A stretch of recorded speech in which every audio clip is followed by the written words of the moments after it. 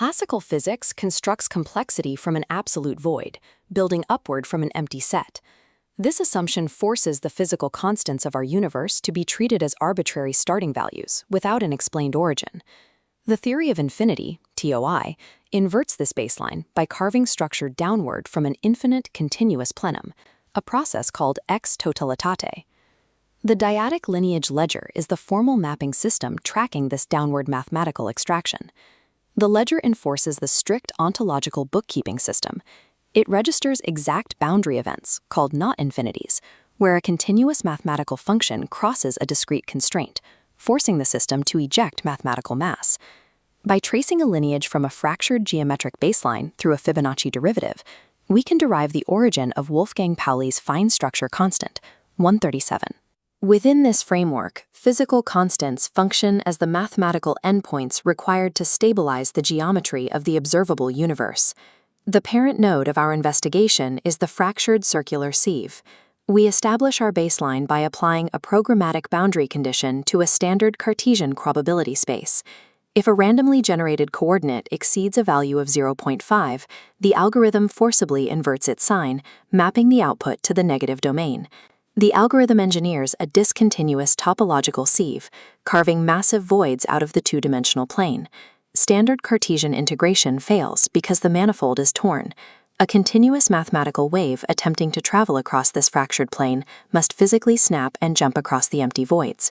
Bridging that spatial gap generates measurable resistance, known as Nash-Moser topological friction, the physical exhaust created when continuous geometry leaps across discrete bounds.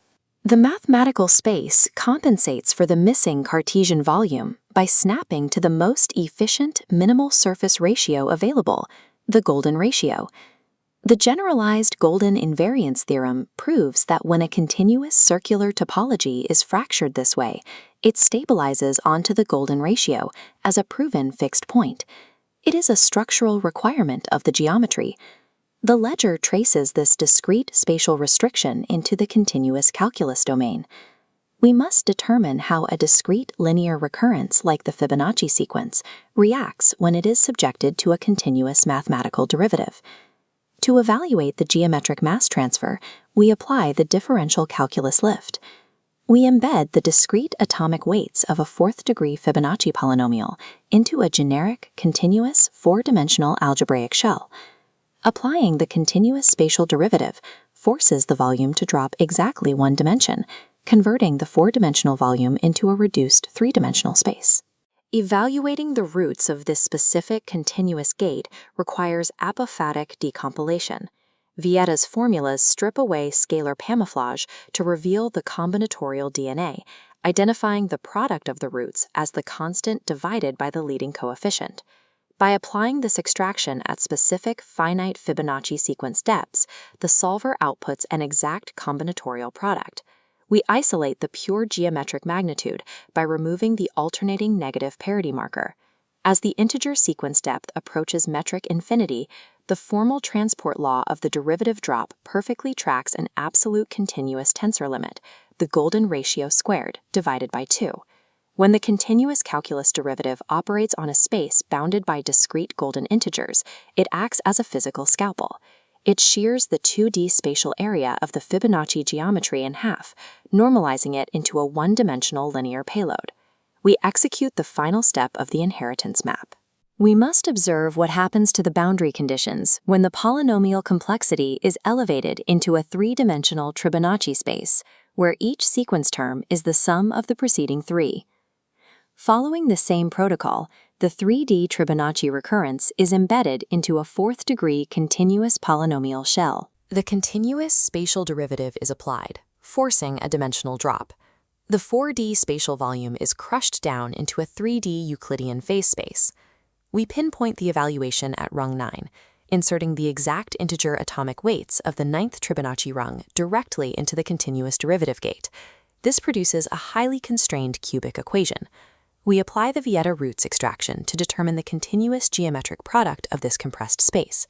Dividing the resulting numerator and denominator by their greatest common divisor yields the irreducible topological fraction, 137/88. The prime number 137 in the numerator is the exact dimensionless value of the fine structure constant. It is the critical ratio in quantum electrodynamics that dictates the coupling strength of the fundamental electromagnetic force. The continuous manifold cannot perfectly compress discrete, rigid Fibonacci integer blocks without experiencing immense geometric resistance. To prevent structural collapse, the space requires a stabilizing integer weight.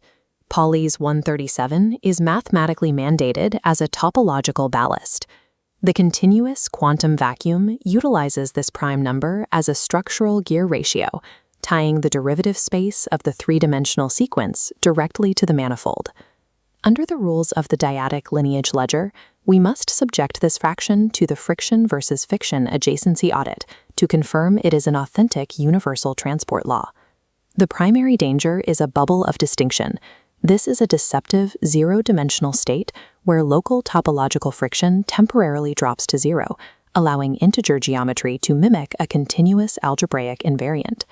At Fibonacci rung 8, the discriminant cleanly factorizes into a perfect golden ratio ghost, but when tested on adjacent rungs, this transport law violently collapses. The geometric gap fails to close, proving rung 8 is an isolated illusion, bypassing friction through an accidental factorization. The extraction of 137 from the continuous derivative at rung 9 behaves differently. The 137 extraction does not rely on a localized discriminant hijack. Tracking the Vieta product establishes an unbroken transport law, holding true structurally across all rungs, as it tracks the absolute limit of the Fibonacci constant cubed.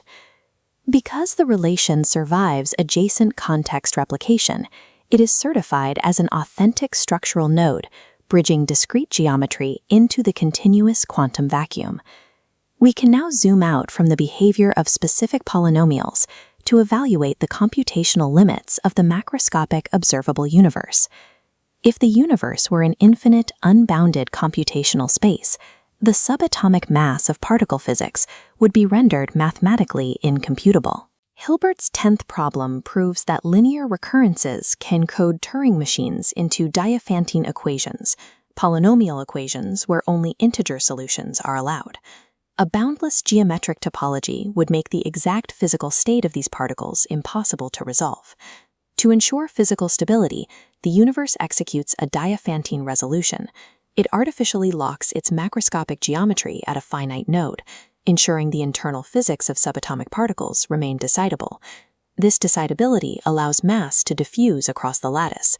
Driven by Fick's law of topological diffusion, the mass attempts to bleed outward from dense, rigid, discrete integer nodes into the zero-entropy equilibrium of the continuous vacuum. However, because the universe is computationally bounded to avoid undecidability, it cannot instantly reach this final equilibrium state. Fick's second law maps the resulting thermodynamic delay. Because the system cannot calculate its own infinite geometry instantly, it must physically diffuse unresolved geometric mass across the spatial manifold. This physical diffusion generates the forward arrow of time. The existence of constants like Pauli's 137 is the measurable exhaust of an analog Diophantine solver attempting to reconcile discrete mathematical friction.